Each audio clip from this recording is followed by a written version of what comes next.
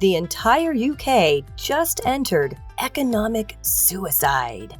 The announcement, which was made just recently, that £45 billion, which is about $48.4 billion, in tax cuts and massive new borrowings to pay for it, sent shockwaves through markets and caused a crisis of faith in the ability of the new British government to pull the country's stalling economy back from the brink of recession, sending the pound plunging to an all-time low against the US dollar. The crisis reached a critical point, prompting the Bank of England to announce that it will cease selling bonds and instead begin purchasing bonds to support a collapsing market.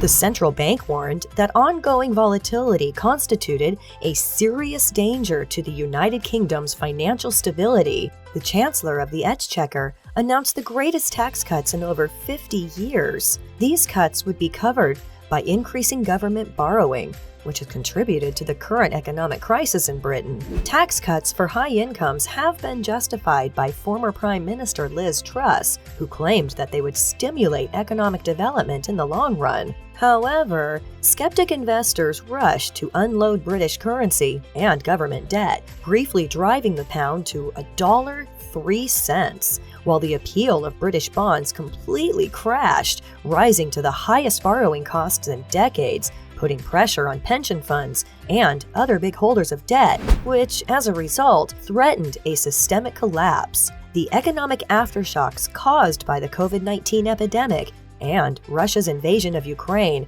have also contributed to the pound's decline, which is expected to be followed by a widely anticipated increase in interest rates.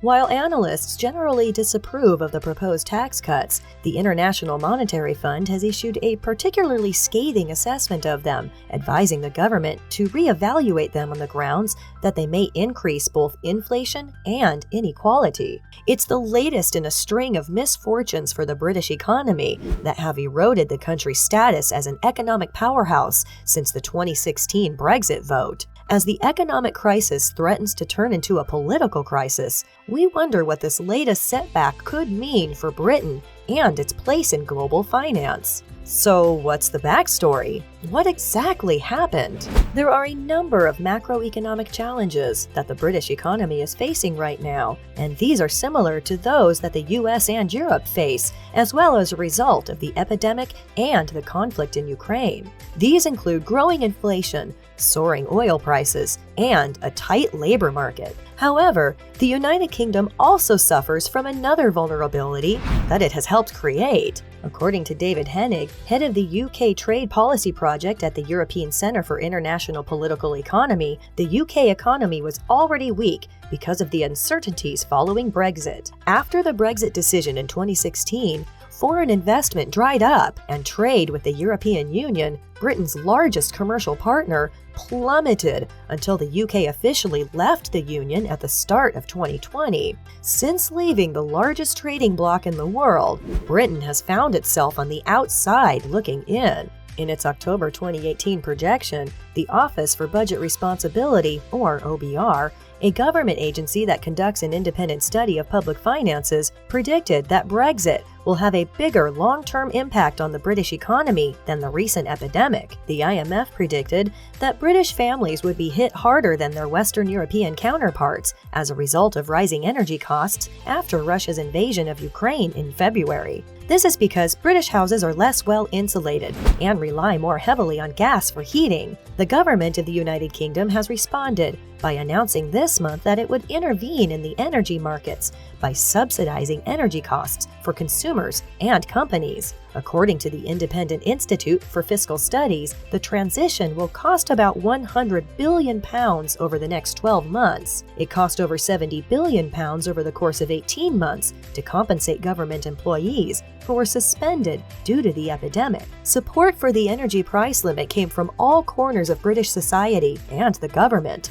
According to Jonathan Portes, a professor of economics at King's College London and the head economist of the United Kingdom's Cabinet Office from 2008 to 2011, any administration of whatever party would have done it. In all likelihood, it's not an utterly insane idea. As a result, families will have more resources to survive in the winter and avoid becoming even more financially unstable. The new administration's credibility was severely damaged when they announced sweeping tax cuts in the middle of an already ambitious government expenditure agenda. The value of the pound has dropped by almost 20% versus the dollar so far this year, and additional declines are expected. According to Charles Bean, a professor of economics at the London School of Economics, this combination of having a sinking currency and increasing bond rates is precisely the type of thing you see in developing nations' sovereign debt problems. The U.S. dollar rose as a result of Ronald Reagan's tax cuts during a period of high inflation in the early 1980s. The dollar was supported by its status as the world's reserve currency and a thriving international economy. Despite Trust's apparent inspiration from the Gipper, investors in the United Kingdom have started to doubt the efficacy of her administration. Global economists and political commentators argued that the government has a roadmap but has no idea how to use it. The philosophy of this regime is what motivates it. Cortez characterized it as incoherent and essentially doesn't know what it's doing, despite the fact that it wanted to reduce taxes. Huge unfunded gamble for the UK economy, as Citibank puts it, describes the decision. Investors now demand greater returns to compensate for the dangers of holding the bonds of a government that can't manage its own finances. This phenomenon has prompted some economists to coin the term moron risk premium to describe the expectation of higher returns in such markets. Truss, when running for Conservative Party leadership, pledged to overturn Treasury orthodoxy. Her claims of unfunded tax cuts had already started to frighten the currency and bond markets before the currency fell. One of her first moves was to fire Tom Scholar, the most senior civil servant at the British Treasury, even as questions about the economic experience of those around her remain. Hennig has noted the lack of experience in the cabinet. The announcement of tax cuts came without an OBR study, increasing skepticism about the plan's potential effects. The government decided it was going to introduce these fiscal measures without any assessment on the state of the public finances. So you've got here a bunch of things which are downgrading the institutional framework around policymaking, said Bean, a former member of the OBR's Budget Responsibility Committee. Although Kwarteng has assured that an OBR assessment of the judgment would be made accessible by late November, much may happen in the financial market at that time. By now, may be wondering what the effect of all this will be.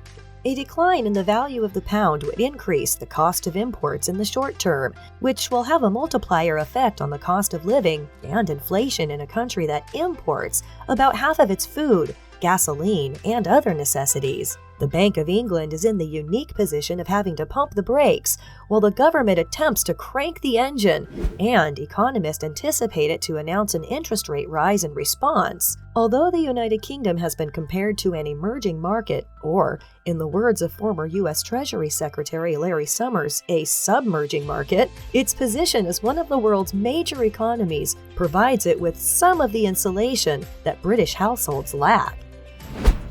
Investors are getting cold feet right now. Professor of economics at Dartmouth College, David G. Blanchflower, described the market reaction as a massive vote of no confidence. A political catastrophe indeed. The British economy is stagnating or dying a slow and painful death after 10 years of austerity, a pandemic, and a conflict in Ukraine. There are more and more cutbacks, and they're happening more quickly.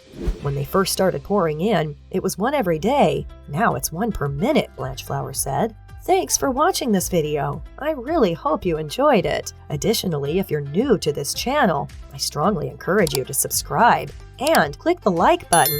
You can also keep up with all of my most recent videos. See you in the next one.